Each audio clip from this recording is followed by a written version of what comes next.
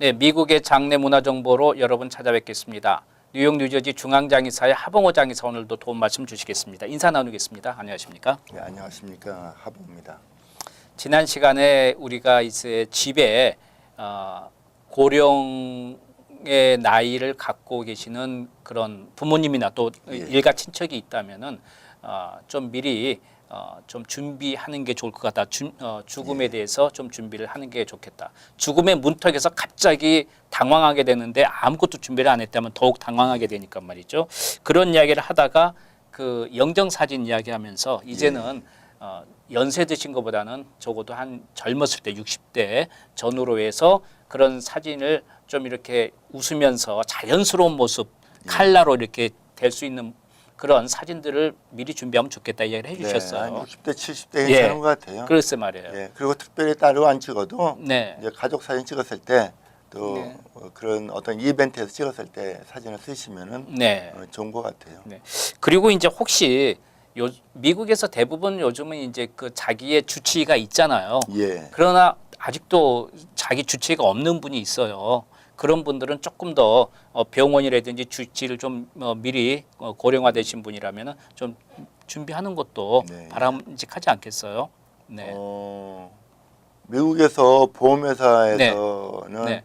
주치의가 있으면 물론 그렇죠. 네. 1년에 한 번 갔을 때 하는 그렇죠. 것은 코페이도 안 내고 그냥 그렇죠. 만날 수 있도록 하죠. 예, 예. 근데 사실 바쁘고 건강하다 보니까 네. 저도 1년에 한 번 보험도 있는데도 불구하고 1년에 한 번도 안 가게 되는 경우가 그러니까 손해예요. 많이 있어요. 그건 결론은요.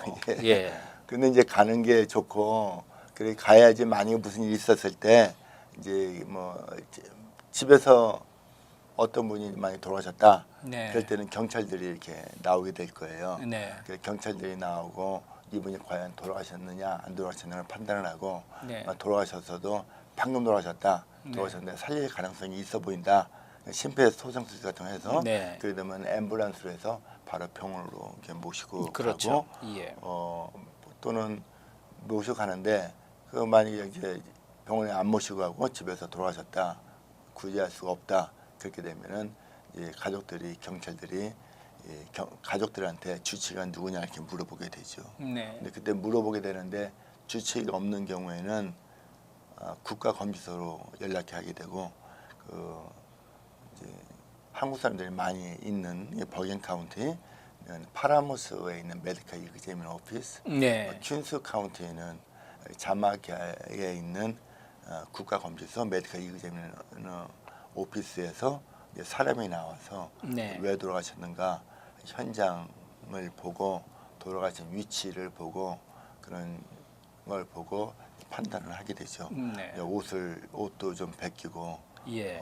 어떤 부위에서 전체적으로 예. 육안으로 판단을 하고 또 집안에 있는 약 같은 거 돌아가신 분이 네. 집안에 있던 약이 있으면 약을 보고 보통 처방약인 경우에는 약에 그 주치의 이름이 있어요. 어떤 누가 예. 줬는가. 네. 예. 그래서 그 사람한테 연락하게 되는데 만약 그런 경우가 없다 그러면은 국가검지소에서 보통 경우에 시신을 모시고 검지소로 가서 네. 원인을 분석을 하는 경우가 생기게 돼요. 네. 근데 그렇게 되는데 그 각 카운티의 메디컬 이그제미너 오피스에서 사건이 많이 생겼다고 할 경우에는 네. 많으면 집에서 5시간까지도 기다려야 되는 문제가 생겨요. 예. 그 빨려야 2시간, 보통 한 3시간 정도는 네. 걸려야지 집에서 돌아가신 경우에 네. 해결이 되는 것 같습니다. 알겠습니다.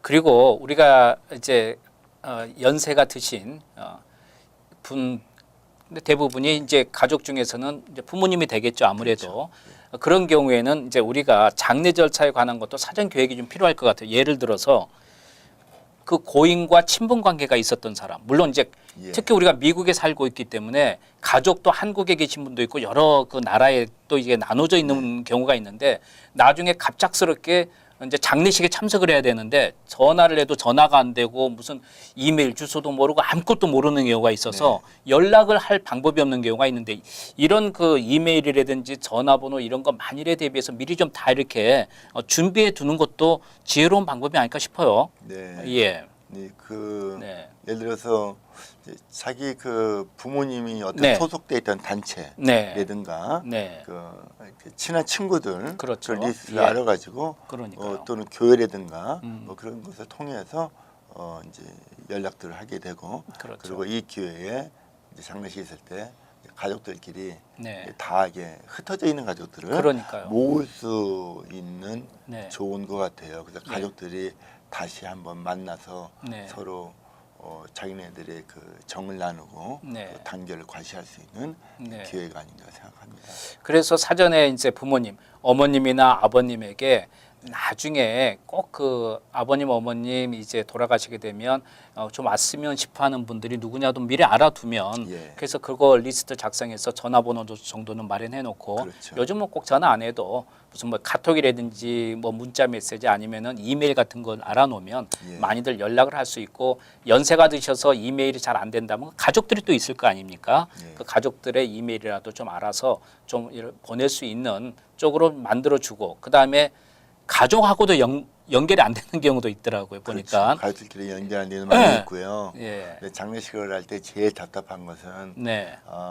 이제 우리 어머니가 돌아가셨다. 네. 그렇게 될 경우에 자녀가 2명 있다. 네. 2명 있게 되면은 만약에 이제 매장인 경우는 괜찮지만 네. 화장을 한다. 그러면 네. 그렇게 되면 2명이 다 사인을 해야 되고 동의를 하셔야 돼요. 그렇군요. 2명 다 화장에 동의를 해야 되고 예. 2명 다 화장한 뒤에 화장한 채를 누가 가져갈 것이냐 어떻게 처리할 것이냐에 예. 동의해야 되는데 연락이 안 되는 경우가 많이 있어요. 그렇군요. 그래서 예. 평상시에 가족들끼리 연락을 갖고 네.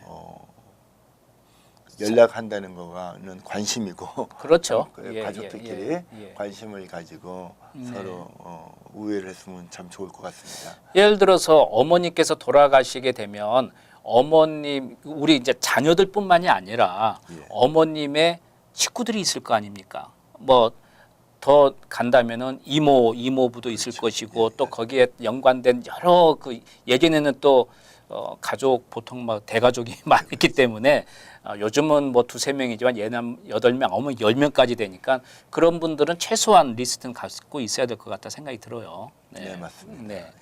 그래야지 나중에 야 돌아가셨는데 나한테 연락을 안 했냐고 나중에 혼나지 말고 미리미리 사진을 준비해야 될 것 같은데. 그리고 또 이제 예. 장례식을 하다 보면은 이제 가족들이 네. 중에서는 군대에 가서 뭐 일하게 그럴 수도 나가 있겠네요. 있다든가 네네. 또는 어떤 인스티튜션에 그러네요. 예. 있을 수 있죠. 네. 인스티튜션은 어떤 그 정신병은 그런 예. 병원이나 뭐 어떤 의료기관인 경우도 있을 네, 거고 예. 어떤 그 코렉션 오피스 뭐 그런 음. 데도 있을 수 있죠. 네, 그럴 때에도 그냥 당황하지 마시고 네. 장의사를 이제 운영하는 공인 예, 예. 장례사한테 얘기를 하면은 네. 그 우리가 레드 크로스를 이용을 해서 네. 적십자를 이용해서 뭐 일하게 있거나 뭐 어떤 네. 기관에 있는 분들도 또 예. 나올 수 있도록 할 수가 있습니다. 그 밖에도 뭐 이제 묘지도 미리 준비하면 좋겠고 장례 보험도 들 수 있다면 좋겠고 여러 가지가 이제 다음 시간에 계속 하겠습니다만은 어쨌든 좀 미리 준비하는 그런 속에서 돌아가시게 되면 누구나 어쨌든 당황하게 되는데 그걸 조금 더 보완할 수 있는 그런 모습이 더 필요하지 않을까 싶기도 하네요. 네, 미국의 장례 문화 정보 지금까지 중앙장의사의 하봉호 장의사께서 도움 말씀 주셨습니다. 도움 말씀 감사합니다. 네, 감사합니다. 네.